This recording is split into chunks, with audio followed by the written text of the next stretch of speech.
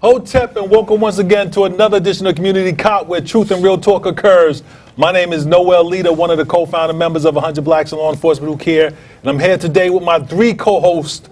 First of all, Julian Harper. Welcome, welcome. Second of all, we have the great, Michael Graves, a.k.a. Big Mike. Namaste. Okay, and the great Father Lucas is with us today. And we'd like to thank you, our viewing audience, for tuning in once again to what we hope to be a very insightful and informative program. So much information, so many incidents has occurred since we've seen and spoke to you last week. So we have a whole lot to talk about. But before we go into some of the topics we like to talk about, as is customary, we want to reflect on a very significant individual from our community who has made his transition on what some believe is a controversial circumstance. We're talking about none other than the great, very great Minister Khalid Muhammad, formerly of the Nation of Islam, also from the Black Panther Party. New Black Panther Party. The new Black Panther Party. His birthday was 4/12/1948. Yesterday would have been his birthday. And we want to remember him. But let's look at an interview that he did while on Phil Donahue's program, and then we'll talk a little bit about this great individual. I love Colin Ferguson just as much as the masses of white Americans love General Schwarzkopf, General Westmoreland, General Patton, General MacArthur, and Eisenhower. America awards her killers, and they get ribbons and stripes and bars. I'm sensitive to the pain and suffering of the loss of life on that train, but I'm one of the rebellious slaves. And so when black people stand up out of pain and suffering and frustration, I understand after 500 years. You also,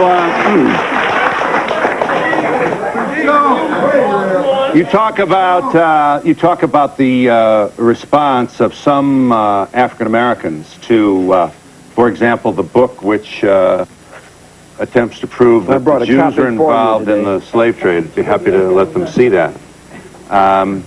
You talk about when white folks can't defeat you, you said in your speech at Kane, they'll always find some Negro, some boot-licking, butt-licking, buck-dancing, bamboozle, half-baked, half-fried, sissified, punkified, pasteurized, homogenized nigger that they can trot out in front of you. I would ask you, Mr. Muhammad, is Jesse Jackson a boot-licking, homogenized nigger? To the best of his ability, I believe he tries every day to do that. Here you are mocking Jesse Jackson at a speech, I believe this is Howard University. Roll the tape. Oh, boot-licking, buck-dancing, scratching, shuffling, messy Jesse Jackson. You keep.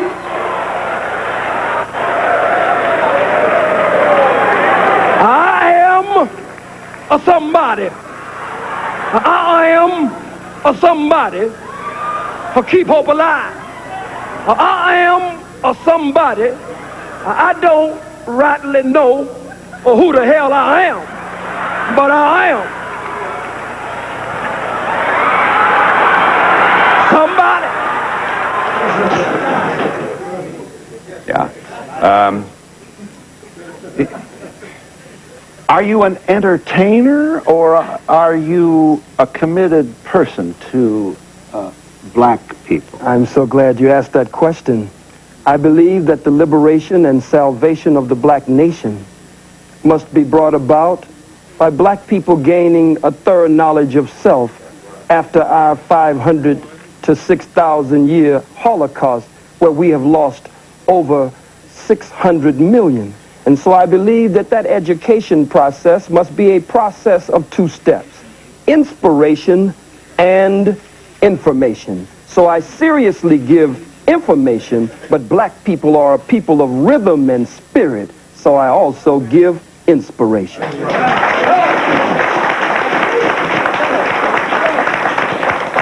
From your speech at Kane College in 1960, Chief Luthuli, the head of the ANC, received a Nobel Peace Prize, you reported to your audience, reminded them, for nonviolent struggle. just like Mandela just received it with F.W. de Klerk. How could you stand with your oppressor and your enemy and receive the Nobel Prize for nonviolent struggle? You do not support then Nelson Mandela's strategy in the struggle to free black people in South Africa? Let us first of all be very clear here, Phil. Nelson Mandela is my brother. So He is a Jesse member Jackson. of the family, and so is Jesse, and Jesse is a very brilliant man.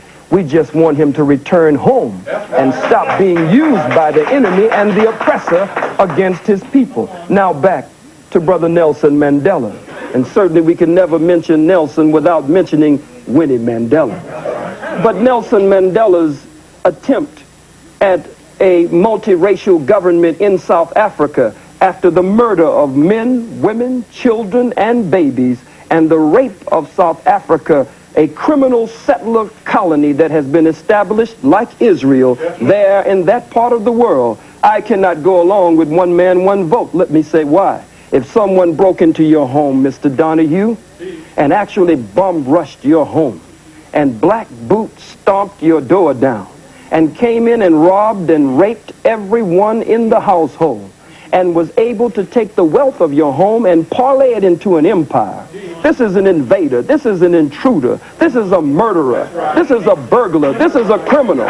So you have no responsibility to share your home with them after they broke in and committed the crimes that they did. You want... Wow. That's all I can say. One of the greatest men that I've ever had the privilege of meeting, Minister Khalid Muhammad. Father, we'll start with you on some of his comments and in reflection of this great.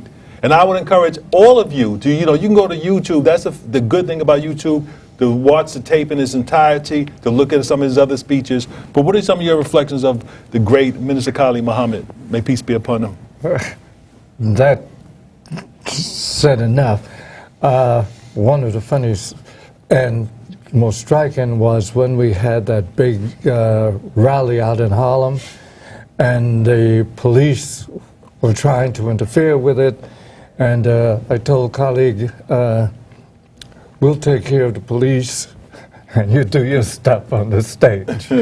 And Khalid is a brilliant man, and a lot of folks disagree, who don't think and don't understand where he's coming from, but Khalid was right. I thought that was one of the big mistakes, and I blame Bishop Tutu also. The so-called, what did they name it, peace reconciliation thing. Right. When you look at what that is, you're going to say to murderers, to killers, to rapists, to robbers, all you got to do is to say you did those things and everything is going to be all right, nothing. No I justice. mean, we got kids going to jail for taking cookies from a grocery store. So, and then when you look at, you have black faces with political titles, but the land, the resources are still owned by the white robbers. And so, I have to go along with Khalid. And I think it was so important and profound when he talked about information and inspiration. And I think that our people really need to be informed and inspired. And I think that part of the problem is that we're not willing to step out and stand up for the rights of our people and for the atrocities and against the atrocities that are happening to our people. And I think that he did that so eloquently and intelligently. And I can see, and I'm sure everyone else did, the discomfort in Donahue as the minister spoke, and how he was so strong and staunch in his belief in his value system for African people. So I mean, if we have, and I know that there are more Minister Khalids in the midst of our African people, and I'm looking forward for them, because there may even be some sitting at this table, just to step forward and do what we need to do as a people to ensure that that inspiration and that information continues. Certainly, when we talk about Dr. Khalid Abdul Muhammad wearing rarefied air, razor sharp mind, a mind that rivaled Malcolm himself, you can pick anyone in our history, and I dare say anyone. And he can equal or best literally anyone when it comes to that sharpness of mind, that testament of will, that intestinal fortitude, and the love and commitment that he has to black people. Minister Khalid Abdul Muhammad spoke the truth in an unadulterated fashion that shook up the world. When he spoke, he was not reckless. It was just bold and audacious. Anybody can just deal in hyperbole and say anything under the sun. That was not Dr. Khalid. Dr. Khalid spoke truth to power in a sincere and open way without a filter. He was a friend. I loved that man and respected his work. There are many nationalists that say they're nationalists, but truly they can't wait to get home or run around with some white woman. Dr. Khalid was not that type. He was what he said he was at all times. You can basically measure his words, and that was his character. But when the cameras wasn't around, he was a soft-spoken, loving person, and when he hugged you, you couldn't move. It reminded me of Ozzy in a sense, Ozzy Thompson. That when he grabbed you and hugged you, you literally could not move. That's how strong and steel. So I'm questioning, certainly I have questions about his transition, the way he died, because he was a strong, powerful man, and one that I'm proud to say was a friend and is a friend. And in the African concept, as long as we speak your name, you're truly still with us. So we will always remember the contributions of our great warrior prince, Dr. Khalid Abdul Muhammad. In my reflections, I was fortunate enough to have met him and known him, and he even requested that we testify on behalf of some community brothers who had defended the community against the attack by New York City Police Department on the Million Youth March in Harlem. You know, he reached out and asked, will we just testify? He didn't ask us to lie. He didn't ask us to add on. He just asked us to tell the truth of what we seen, which was that the New York City Police Department were the abusers and the aggressors, and these individuals had acted in response to police aggression. And I would have done that for anybody, but I was especially enthused to do it at the request of Minister Khalid Muhammad. So we will always remember Minister Khalid Muhammad, and he was always go down in my lifetime as one of the greatest men that I've ever met in my lifetime for his integrity and his unwavering commitment to the elevation of African people. And when you talk about Phil Donahue being a little edgy, you know, white supremacists are always edgy when you tell the truth. And as Phil Donahue attempted to mimic or mock some of his comments, he would always bring it back and let him know the truth about what he was speaking, whether it was through illustration or being the right and exact. And Phil Donahue, like most white supremacists, can't handle the truth because they're the father of lies and they're a liar and they feel uncomfortable. As Malcolm used to say, you had one lie, one truth on top of a million lies under the cracks. But anyways, closing comments on Mr. Khalid Muhammad. Okay, so Michael, we thank you. Love him. Yes, sir. We thank you. We know he was killed when the Congress voted to sanction him. That was a mark. Bill of Attainder. That's what Bill of Attainder. One of the first and only times it was used. I think. But I will just say one little thing. Sir. As strong as he was, and he was always strong, why did these Negro leaders from all over the country petition the nation to do something to him? Before that Bill of Attainder from Congress, why did all these so-called national Negroes all tell Minister Farrakhan and reach out to him saying you have to discipline Minister Khalid Abdul Muhammad? One thing I've never heard said about Dr. Khalid is that he lied. Everything he said was the honest truth. Now you might question why did he say it, but you can never call him a liar because everything he said was true. Right.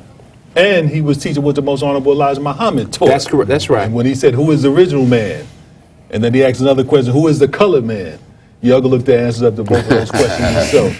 But Minister Khalid Muhammad, Mike, we thank you for bringing in that clip, and it was always a pleasure listening to Minister Khalid Muhammad speak. Issue number one, where do we want to go? We got so much to talk about as it relates to so many incidents that are happening. Let's talk first about the incident in Paris, real quick. Before we even talk about Paris, because charity starts at home, then spreads itself abroad. Let's talk about the incidents that's happened in Nigeria. It's reported that over 2,000 kith and kin has been murdered by the extremist group Boko Haram. Is receiving little international attention other than a footnote. Michael, why don't we start with you? You know, there was some reports a while ago that a couple of hundred Nigerian females were kidnapped by this extremist organization, and that faded from the pages of the newspapers and the radios. And a lot of times when white folks stop talking about stuff, we stop talking about stuff. Why don't you update the community on what's going on in regard to this attack by this Islamic extremist who, although they killed 12 in France, reportedly killed over 2,000 in Nigeria. Well, but of course, 2,000 Nigerians don't take precedent over 12 people in France. Right. Well, I think it's 17. I think they said the number in France. Now, if these reports are true, then we should all be concerned as African people about 2,000 people being killed in one fell swoop. The Boko Haram, who, as you pointed out, had already captured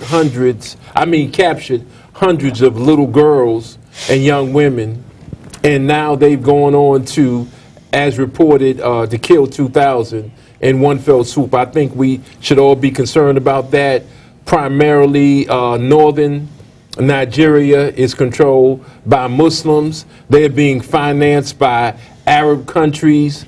Literally 1/5 of northern Nigeria is Christian. The rest of it, at least 80%, is Muslim. Consequently, you have Arabs from all over the Arab diaspora supporting them.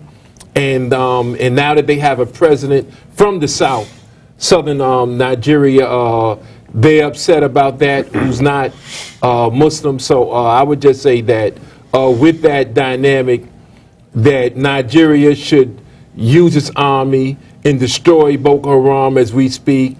Anyone that would capture children and kidnap them, anyone that would kill indiscriminately 2,000 people, they should be removed. And I'm not into this, what's a terrorist and all this other stuff. They should just look inside their own DNA and their own history of great African generals and do what it takes, and do not use one European. You might have weapons from Europe, but do not use one European to go in there. You know where they're at. The CIA knows where they're at. They're being financed by Arabs, so basically everyone knows where they're at. And go in there and do what you have to do to remove that from the African globe. There's a big problem here because, as you know, the United States support the corrupt government in Nigeria. Right, because of that oil. Exactly. And one of the situations of Boko Haram was that the corruption and the thief stealing of money and weapons, that the soldiers, when they went, didn't have ammunition. And that's why they had to turn around and run. Right, the Nigerian soldiers. Yes, right. And we know how corrupt that government is. Millions of dollars stolen, and that you send troops in without ammunition. I thought the comparison in France was a very good one, because if you remember the show of unity, I thought that was a disgrace. I want to congratulate, in one sense, Obama for not being there, because that's the height of hypocrisy when you see in the front row Netanyahu and those killers, and they're talking about they're united against terrorism. Well, glory be to God. How many has the Obama administration, like the Clinton and those before him, killed? And of course, who's the strongest support of Israel, and to have Netanyahu there when Israel is committing more of those crimes every day? Against the Palestinian people, correct. And first of all, I believe that the loss of life on any level is a tragedy. When we talk about the 2000, we talk about the 17, the loss of life, especially when you talk about, I think that a lot of people don't realize how that they're being the pawns in a game that's being played by people that are just so above them, and then unfortunately we lose loved ones, we lose family members because people in government and people in higher places are manipulating governments, and so many things are just going wrong, so it's crazy. But I think part of the problem is that we have to start looking at things for what they are. We have to start taking a clear look and an intelligent thought process when we start trying to analyze some of these things that are happening. When we talk about the loss of 2,000 children, and I have to concur with the table, we have to, they have to take, I guess, control of their own situation and start fighting a battle to ensure that the lives of the family members that they're there to protect are protected. The loss of the children, the loss of anyone who's being murdered by Boko Haram. So unless all members of these societies start really taking responsibility when a government is failing, just like we talk about on this program, but a government is failing us, until we start taking control and standing up and fighting for the rights of the people and the will of the people, unfortunately we're subjected to this insane loss of life and this unnecessary loss of life. Yes, and Julian, I agree with you. The loss of life regardless of where it occurs, it's unfortunate, and these senseless, killings are very unfortunate and something that we all should mourn and repudiate. So let's talk about it, Julian. In Paris, of course, some Islamic extremists invaded a local newspaper because of their historical mocking of one of their very important prophets, Prophet Muhammad, which in Islam some say is a crime, is against the law. However, regardless of how anybody feels about that being a position, is it worth the taking of life, which everyone know, every sane person know, is highly unfortunate. Father Lucas, you mentioned the gathering around and the support that was given to this horrific incident, which, okay, I have no problem with that. I take issue with the numerous number of Palestinian reporters that have been killed in Palestine by the Israeli government. So just to bring it back to, Julian, what you said is a hypocrisy, and it calls for good-hearted people, which exist in every country, not the politicians, not the corporations, corporate heads, to really speak truth to these incidents. We're sorry for the reporters in France that got killed, but to see the Netanyahu, whose government has killed numerous Palestinian reporters, and not have this kind of response is something that need to be criticized. Now, there's a movie called Five Broken Cameras, and you can see it on YouTube. Five Broken Cameras, about a Palestinian photographer who's documented some of the crimes that take place in Israel. But why don't you speak to the parachuting real quick? Well, I have to concur with you. There's so much hypocrisy when a lot of these elected officials, and we really got to look at these people for who they are, what they're doing in their own backyard, what they're doing to people that are in opposition of the things that they believe in, and some of the heinous crimes that are being committed. So I think when you talk about the duplicity, when you talk about the hypocrisy that goes on, that we really have to look at that. Now, you may not agree, or someone may not agree with some of the things that are being put forth by, let's say, by the newspaper. You may say, well, listen, what they did as far as mocking Muhammad was not fair, it wasn't right, it was atrocious, and people may agree with that. But the question is the response an appropriate response? Should innocent people be murdered or killed because there's a disagreement in philosophies, there's a disagreement in beliefs, there's things that are being done that you feel that may be a poor reflection or based on your religion and so forth. So I think those are some of the things we need to look at. But again, I have a major problem with the unnecessary loss of life based on any of these beliefs, strategies, or plans. And I think that the masses who are opposed to all this senseless killing have to really stand up and strategize and plan and develop something to address these elected officials who sometimes are working from a self-serving position, whether they're working for big business, whether they're working to assist another government. We really have to stand strong and speak truth to power. I agree with everything that's said. I just wanted to make clear that the point that I was making was the hypocrisy of those who were gathered there Right. allegedly against when they were far more guilty than the so-called Islamic extremists. So then what are they? Jewish extremists, the U.S. extremists, French extremists, German extremists? Nobody used those titles in regard to them. And what you saw was a gathering of some of the world's biggest killers. Biggest extremists. Yeah, exactly. And then, we not even mentioned, France's murdering of Gaddafi, invading this country along with the United States, killing thousands, Mike. Yeah. Yeah, I would just say that certainly I'm not in the measuring pain business, but certainly while the world is respecting and mourning what happened in France, I would just say, I dare say that that some of this was brought on by its own hands, what happened in France. When you consider a magazine, now you have to remember, there are those among us that do not observe the full range and tenets of what so-called free speech is, First Amendment rights, as it's called here. And certainly there are limitations on First Amendment rights here. You know, the classic one, you cannot yell fire in a movie theater. Well, certainly anyone that has a brain that works knows full well that Muslims do not, will not accept you showing a Prophet Muhammad in a disfavorable way. That's already known. Anyone who tells you they didn't know that and that they were just using poetic license or satire, they're being disingenuous. And the world fully knows now, if they didn't know before, they knew when Salman Rushdie did what he did, what he said about Prophet Muhammad.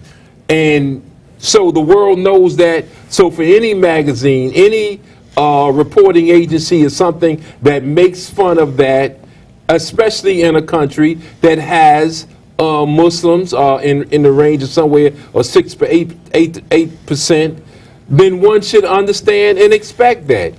And to not expect that to happen, then you're not on your A game and you're sleeping at the wheel. I'm just saying, and I'm not saying that anybody deserves to die, because I respect all human life. And that's why my priority, I really wanted to speak about Nigeria more, because this is disingenuous when you see some of the world killers, as Father Lucas pointed out, are there acting as if they're mourning.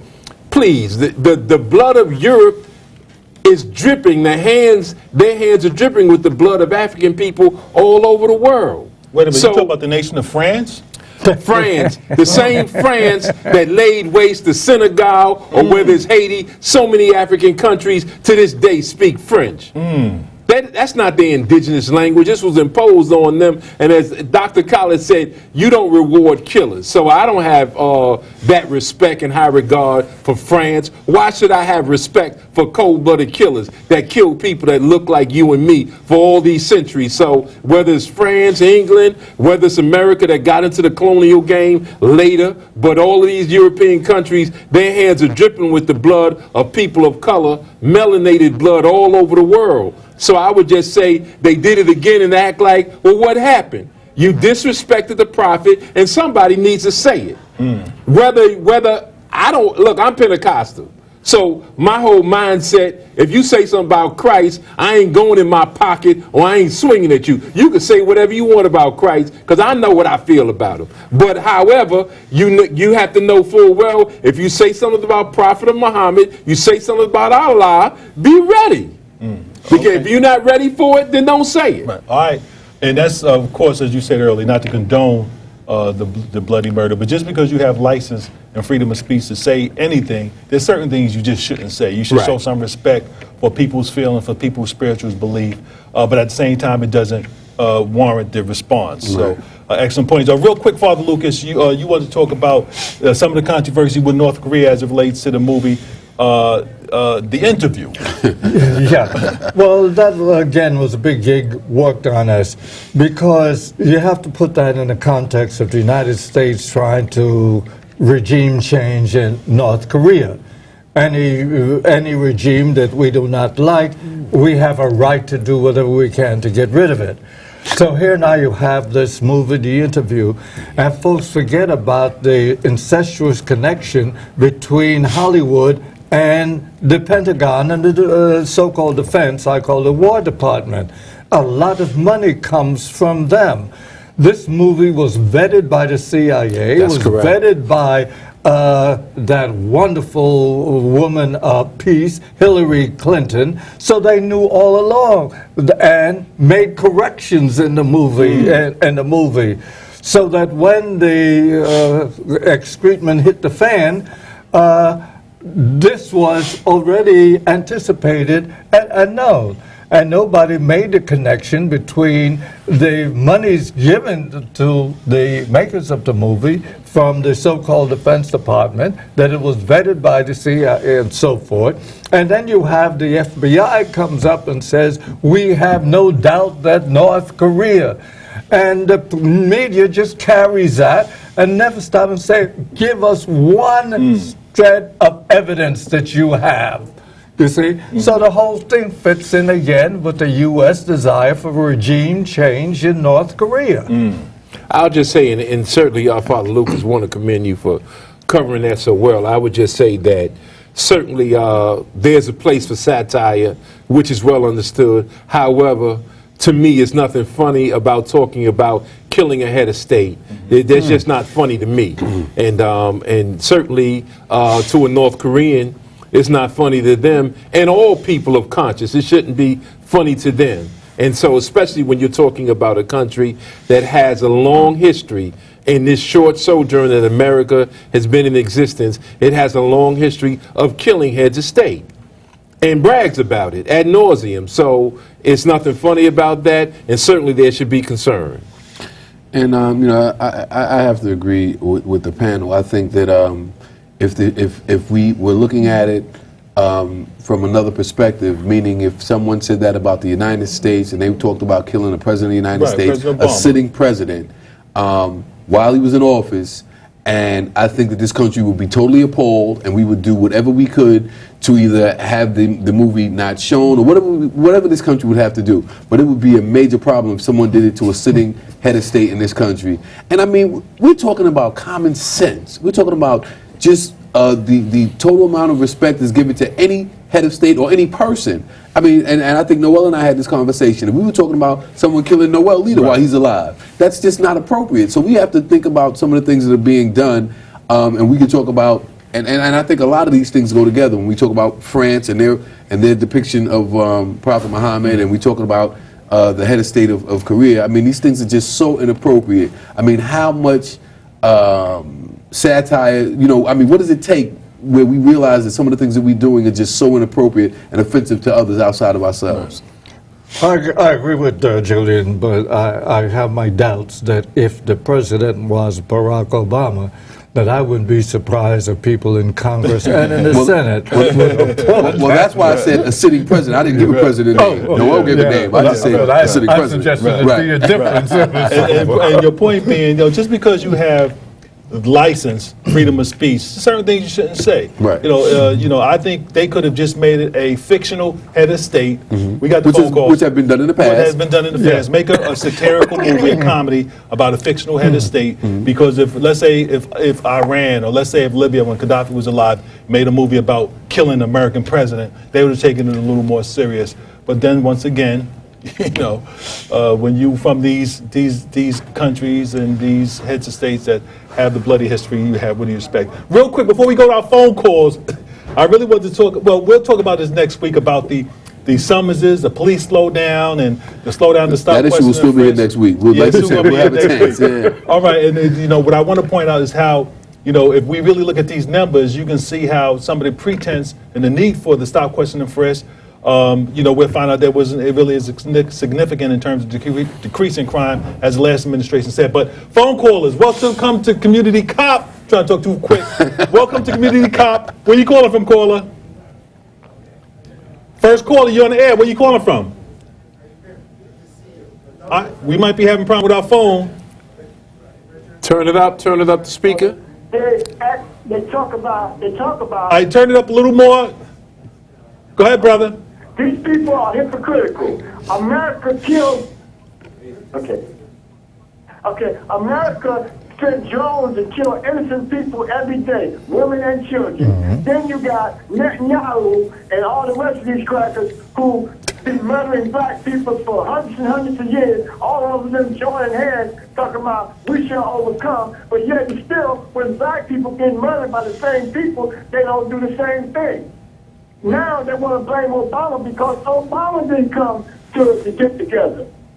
That's not who's killing all these Palestinians and all these different Muslim women and children. Right. So don't be bamboozled by this nonsense, because all it is them one day and it's us the next day. Right. Okay. We gotta realize that and come together and organize and do what we got to do to stop these devils, because they are just doing what they are supposed to do. Right. That's Okay. their nature. Okay, thank you, brother. Thank you. We got your point. Anybody who don't believe he's the devil, prove to me that he's not the devil. Okay, thank you, brother. Thank you for your point, In brother. other words, Obama was the only major killer that wasn't present in Paris. Right. All right, next caller. Welcome to Community Cop. Where you calling from? I'm calling from the Rockaways. Okay, Queens Hotel, brother. Yes, sir. Welcome to the year 15,000. Yes, sir. 2015. Yes, sir. When European people want to assassinate people's secret, these are the moves they make. When they said when they made that movie about the brother of North Korea, the gentleman of North Korea, I heard that they approached Dennis Rodman to make a move. I heard this from a source of mine. Also, remember Ron Brown was under the Bill Clinton administration? Right before his assassination, his picture was blown up on front of the New York Times. And when I saw it, that was very strange for that to happen. And then you also got Arafat. Bill Clinton offered him $5 million, and look what happened to him. So Europeans, they make these moves when they want someone to assassinate for them. This is their move. Okay. They've been doing this forever. Okay, brother. And just in case some people who are watching this think that some of our callers, some of our points are extremists, I can name you literally dozens upon dozens of Europeans, France, England, United States, that have murdered Latin heads of states, Latino heads of states, Asian heads of states, African heads of states. The historical record is Caribbean heads of replete. states. Caribbean, murdered. I can't pick out one African head of state that has killed an American or European heads of state. I can name one Asian, one Chinese that has murdered a French, a Spanish, or American heads of state. I can pick one Caribbean, So, we're talking history. European countries historically Notorious. have so much blood, murderers, and, anyways, don't get me started. Next caller, welcome to Community Cop. Where you calling from? Where you calling from, caller? Calling from home. Hotep, brother. Quick question or comment?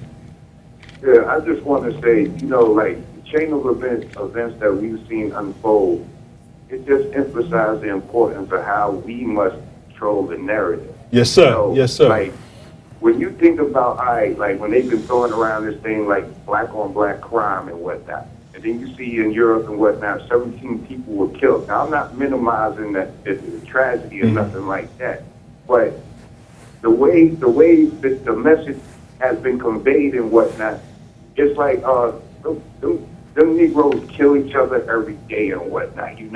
Let's take care of the ones that love to live and so on and so forth and whatnot. And the sad thing about it, there's a lot of black folks that embrace these lies about ourselves and whatnot. And it's starting to play out and whatnot. The sad thing about it, we basically got to control the narrative and whatnot. Every time they start throwing things at us and whatnot, we have to throw it back at them and whatnot. Right. We have, just like they want to call us crackheads, well, shoot, it ain't meth heads and whatnot. You know what I'm saying? We have to know the truth about ourselves and the truth about them, because that's basically all it is. Just like what y'all was talking, there's so many things. I'm kind of getting choked up, forgive me, brother, but That's all right, y'all brother. been hitting the nails on the head, since y'all been talking and whatnot, but we have to control the narrative. Right. And they're basically saying that those 2,000 lives in Nigeria don't amount to nothing because we already kill each other and whatnot. Right. That's you know right. what I'm saying? You got to read between the lines. Y'all stay up. Okay, brother. Thank you. Thank you for your very, very powerful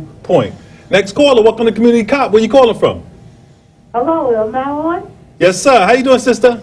Hold on, there, brothers, and Happy New Year to all of you. Likewise. A Likewise. couple of quick points. I have not seen the cartoon personally, but I have heard that in this magazine that in France, that there was a cartoon about the kidnapped girls who are all now pregnant and demanding their welfare check. Point two. This interview, this movie, The Interview, I'm not totally convinced that's not an inside job. They knew they had a bad movie, and it was just a publicity stunt to get to sell this thing. And my last little point is, there's a reason that they don't publish or print Little Black Sambo books anymore. That was an outrage then, and it would be an outrage now. And there are just some things, just because you can do it, don't mean you should do it. Right. Excellent point. Thank you, sister. Thank you for 3 of your points. Thank you. Okay. Take care now. Okay, sister. I'll just say for your last point, sis, they don't need to print little black Sambos now. They got some grown Sambos running around here, so they don't need to print it. They have some live ones that are in leadership positions and running all around throughout America. All right. Yeah. All right, Can next the caller. name Welcome to from? Community Cop. Where you calling from? Good morning, good afternoon, gentlemen. Hotep, brother. Quick question, comment. I have a comment and a question. I want to say kudos to the Akai Gurley family for not letting Reverend Sharpton get into their business. Reverend Sharpton needs to be taken down a few notches. He wants to put himself in charge of everything. And when the Gurley family said, no, we don't want you, don't come to our funeral, and you can't preach our eulogy because you don't know nothing about our family member. And the aunt went on to say, That's right. how you want to preach a eulogy about somebody when you don't know anything about them. Second of all, D.A. Kim Thompson has said there's not going to be an independent investigator, that he personally is going to oversee the grand jury investigation into the police officer that shot Akai Gurley. Do you believe that the investigation is going to be fair and transparent, and what do you think the outcome is going to be? I direct that question to Brother Michael Graves. Okay, Ladies and gentlemen. Thank you for your call, brother. I would just say that certainly Ken Thompson right now is reviewing well over 100, 150 cases that involved a dirty detective who was known to have lied in approximately 70 cases. So I would say, based on that he's at least attempting to redo some things that were done in the prior administration in Brooklyn. So I would say, based on that, his record is good. In terms of will he prosecute, it remains to be seen. There's no forecast on it. It remains to be seen. But I would just say that, in reference to the part about Reverend Sharpton, Reverend Sharpton can't explain why he gave all that Viagra to Sanford Rubenstein. You know, most of the times when somebody wants to do something for one night, you give them one, but he gave him a bottle of it. So he said he doesn't know why he did it. But in any event, it remains to be seen about Ken Thompson.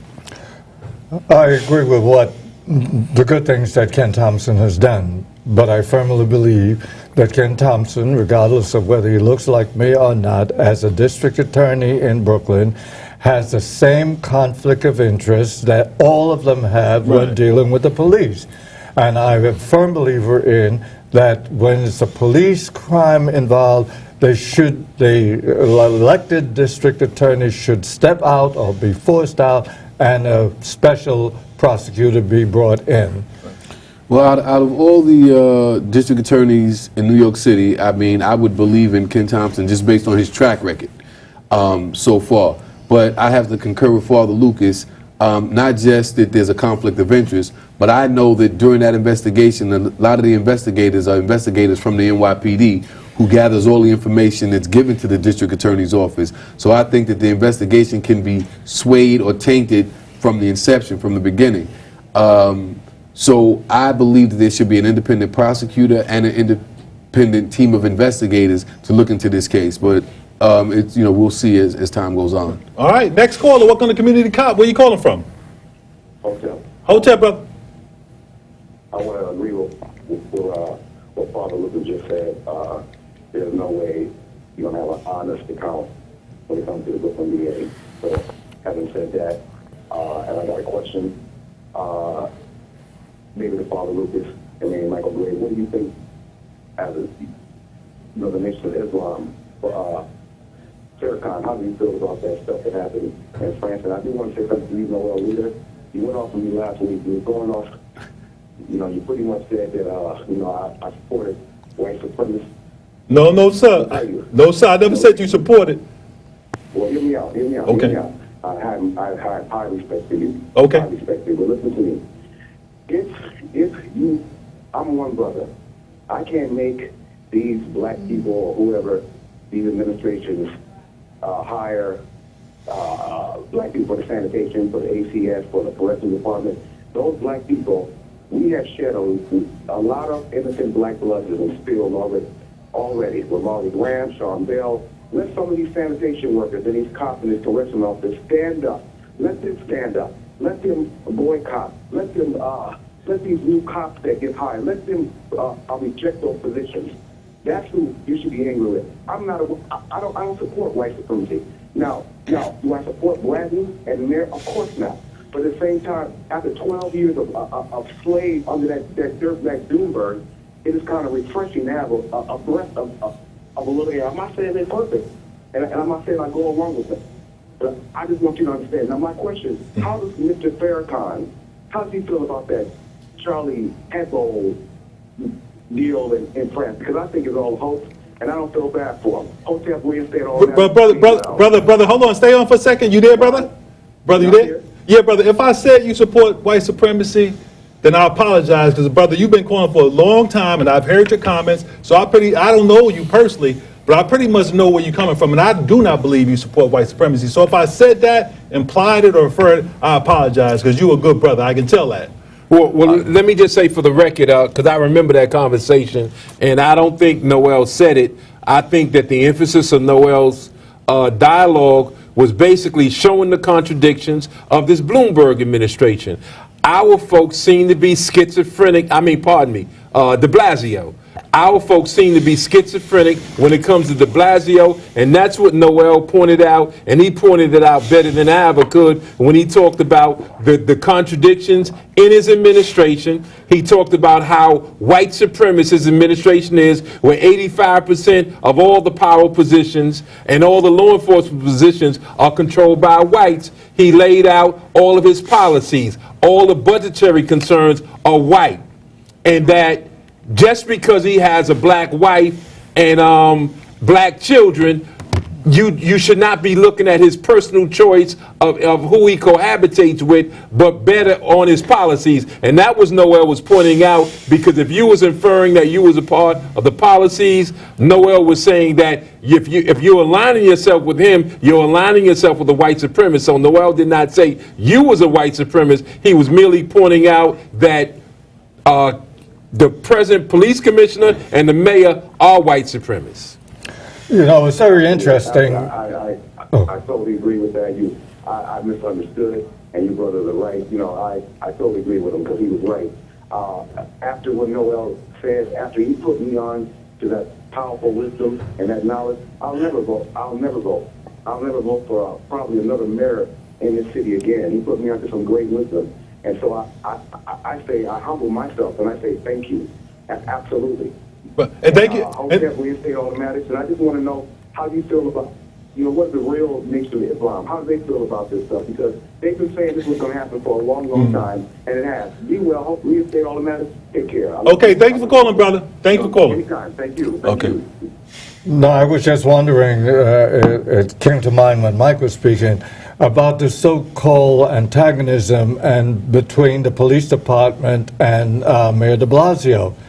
If you look at it, it is not really the police versus Mayor de Blasio. It's the police versus black and brown. Why do I say that? Look at the two things that tick them off.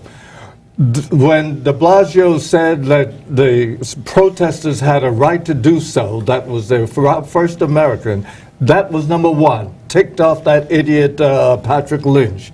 Number two, the thing that ticked them off was when he spoke about how he talks to his son when his son is going out. Any loving black father should say the exact same thing to their sons these days. So that those two things is what ticked them off. It's really directly against black and brown. They want to be able to go back to stop and frisk. They want to be able to control protesters, etc., etc. Right. All right. Thank you for your call, caller. Next caller, welcome to Community Cop. Where you calling from? You're on the air, caller. All right. Next caller, welcome to Community Cop. Where you calling from, caller? Yes, hi. You're on the air. Okay. Hello. Hello? Yes. Welcome to Community Cop. Where you calling from? This person gives Israel $6 billion a year to get rid of the Palestinians so they can take the land over. Then they get the Egypt $1.5 billion. They spend billions of dollars on these loans to blow up the ISIS group. Then they give Iraq, Afghanistan, all these other countries billions and millions of dollars, you know, to do their thing. Why don't they keep that money here in the United States and do the right thing by the people here? And see, here, when they're doing this, because they don't have jobs for blacks and Hispanics, so they're doing this, throwing them in jail, because they don't have jobs for them before they upset the economy, or before they upset tourism, like that. So this is what's happening. Right. All right. Excellent points about the billions of dollars this country sends to other countries as opposed to keeping it home. Next caller, welcome to Community Cop. Where you calling from? Next caller. Hey, am I there? Yes. Where you calling from? I'm calling from Manhattan. Okay. Quick question or comment? Bill Blasio, it's a comment, statement. Can you hear me? Yes, sir. Mayor de Blasio caught flack with the Central Park joggers. All the powers that be, after the evidence came out about the mitochondrial DNA on the joggers, they still didn't want to compensate the men who did the men who were innocent. The Latino guy stopped one of the guys in Clinton and said, "I want to apologize to you because it's my sperm in the Central Park jogger, and you guys are in jail." That got the ball rolling, not their police work. Number two, that turned the police department against him. But what's your like the priest just said, it's black and brown. Hold on, you can still hear me. It's black and brown. We watched the murder. In prison, they call that a circle of 4 and a circle of 6 when you want to take a man all the way out. And the detective who blocked his hand going to his Adam's apple with his back. Right. Okay. All right, brother. All right, brother. We thank you for your point. We wind it down. We wind it down. We thank you for your point. We thank you for your phone call. I think we have one more caller before we have to wind up. Next caller, your last one. Welcome to Community Cop. Where you calling from? Yes, hello. My name is John from Brooklyn. How are you? Okay. Quick question or comment. We wind it down, Don. Quick comment. I'm from Nigeria. I feel so bad about the 2,000 people that have died in Nigeria. And I really hope that corruption has always been a major problem. And if we can help these countries like Nigeria remove this corruption out of the systems, maybe that country can be able to progress and be able to deal with Boko Haram. And we need to, as an African American community and our leaders, maybe help the Nigerian government progress and become a better country to help deal with Boko Haram. So we have murders and killings. Okay, we got it, brother. You see the credits going up. I'm sorry we had to tail end our program. Call earlier next week. But Julian. We got a lot of work to do. Dad, I love you. Justin, I love you. Karen, I love. Be well. Go ahead, move on. Mike. Just want to thank the Million Women March for inviting me this Thursday to speak on Dr. King's real birthday, the 15th, and in Newark with Attorney Maddox, as well as Dr. Califani. So thank you, Sister Empress, Sister Filet, for the invitation. Reinstate Alton Maddox. Right on. As soon as I get my hand on a full copy, I know the media hasn't said anything about it.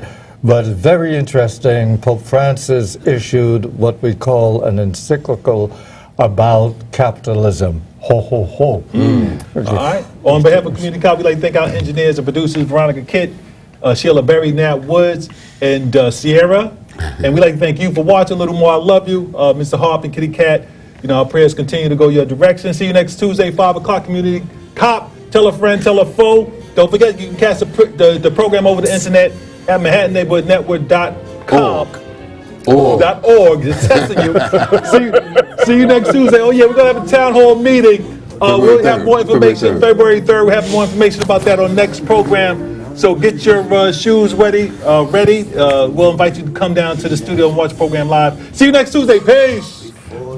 Professor Griff tomorrow, UAM. Professor Griff putting it down tomorrow on UAM. Where? 7 o'clock, 1061 Atlantic Avenue between Clarkson and Franklin. We got 1 minute. Go ahead. Yes, sir. What time? 7 p.m. Where? Tomorrow, 1061 Atlantic Avenue in Brooklyn.